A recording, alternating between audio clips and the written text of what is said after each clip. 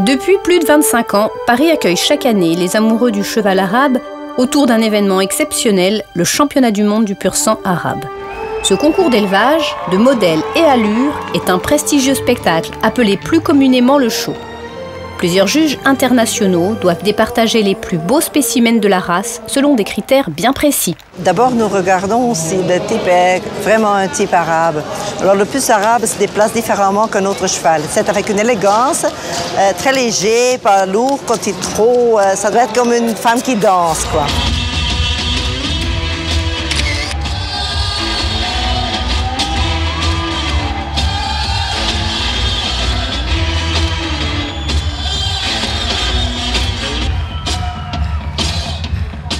Alors après, nous regardons comment le corps est fait. Il doit être fait court en exactement 3 tiers. Ça veut dire que l'épaule, le dos et la croupe. Ça doit être plus ou moins égal. Et puis nous regardons les membres s'ils sont corrects. Et aussi l'encolure et la tête est très important pour nous. Les yeux doivent être très bien placés à côté, grands. Alors la tête doit être concave comme ça. Et nous aimons bien des petites oreilles aussi. C'est pas seulement regarder, il faut sentir comme juge quelque chose de chaleur, de pur sang arabe. C'est pour ça que moi je juge, je vais toujours tout prêt. Si je sens ça, c'est pour moi un point de plus. Plus d'une dizaine de nationalités sont représentées pour cette finale 2009. Une quarantaine de chevaux sont en compétition. Mais pour remporter le titre, les éleveurs doivent trouver le meilleur croisement génétique. La plus belle des juments accouplée avec le meilleur des étalons ne fera pas forcément naître un futur champion. Et si toutefois le hasard fait bien les choses, le travail ne s'arrête pas là.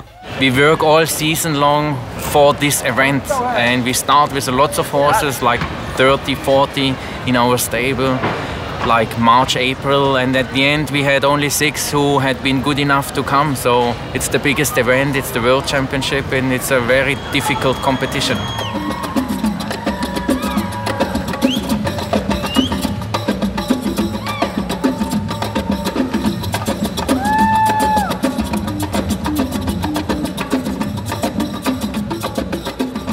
On a show like this, the judges judge in 5 different points, and one of them is type, and then we have head and neck, body, legs and movement.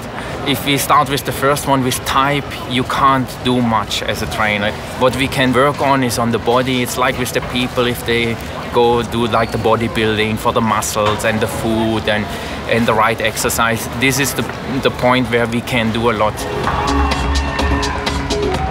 Mais au-delà de la compétition, le show c'est d'abord un véritable spectacle. Le championnat du monde a lieu tous les ans dans le cadre du Salon du Cheval et les visiteurs sont nombreux à venir découvrir cet événement. Le public se laisse vite prendre au jeu et l'ambiance est au rendez-vous. Il y a un engouement du public pour le show, la salle est toujours pleine tous les ans et les gens, même si c'est un monde de rêve qui leur semble inaccessible, viennent quand même voir ces chevaux. Et la grâce qui se dégage d'un beau déplacement, ce qu'on appelle le charisme, enfin la présence, je pense qu'ils sont bien nombreux, les gens qui sont sensibles à ça. Alors peu d'éleveurs en France sont capables de garder le niveau tel qu'on voit ici sur le championnat du monde. À cela, plusieurs raisons. Les très très bons chevaux qui sont repérés lors des concours de saison sont achetés. Alors ils finissent par courir sous des couleurs qui ne sont plus les couleurs françaises, tout en étant chevaux élevés ici. Et c'est vrai que la France se présente peut-être à une place qu'elle pourrait espérer meilleure, évidemment. Si cette année encore l'Arabie Saoudite et les Émirats Arabes Unis ont remporté la majorité des prix, certains irréductibles Français n'ont pas dit leur dernier mot. Les concurrents que vous avez dû voir sont des concurrents du monde entier. Beaucoup viennent des Émirats, des pays qui sont très très riches, qui ont le pétrodollar entre autres. Pour nous, c'est très difficile de rivaliser avec ces grandes familles, mais c'est possible. C'est une chose moi qui me fait rêver depuis que je suis toute petite et qui est sans être née dans le cheval, et encore moins dans le cheval arabe. Je veux dire, c'est quand même quelque chose de possible à partir du moment où on y croit, on met beaucoup de travail, beaucoup d'énergie, beaucoup de passion. Je pense qu'on peut essayer, non pas de rivaliser, mais d'être en concurrence avec ces gens-là, avec ces grandes fortunes mondiales. Et de tous les élevages français présents lors de la compétition, C'est dans son élevage au Haras de la Châtaignière que Nadjik Desobu a remporté le trophée du meilleur poulain français, une récompense bien méritée. Mais les éleveurs ne sont pas les seuls à essayer de dynamiser la discipline. L'Association française du cheval arabe a bien l'intention de rendre plus accessible le show en 2010. Le but que l'on a au niveau de l'association nationale, c'est d'essayer de remotiver un petit peu ou de susciter des vocations en soutenant massivement les concours régionaux.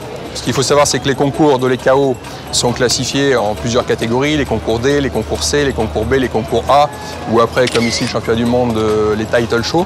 L'important, c'est de permettre au maximum de gens de venir se faire plaisir, de venir découvrir la discipline à travers ces petits concours, entre guillemets, ça n'a rien de péjoratif, simplement des concours plus accessibles, de façon à essayer de créer le maximum de vocations.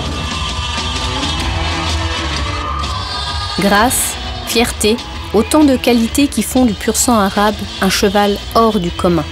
La beauté de ce spectacle est une invitation à la magie et au rêve. Mais au-delà du championnat du monde, n'oublions pas que le pur-sang arabe peut être aussi le cheval de famille idéal, capable d'apporter beaucoup de plaisir et de complicité à celui qui s'en occupe.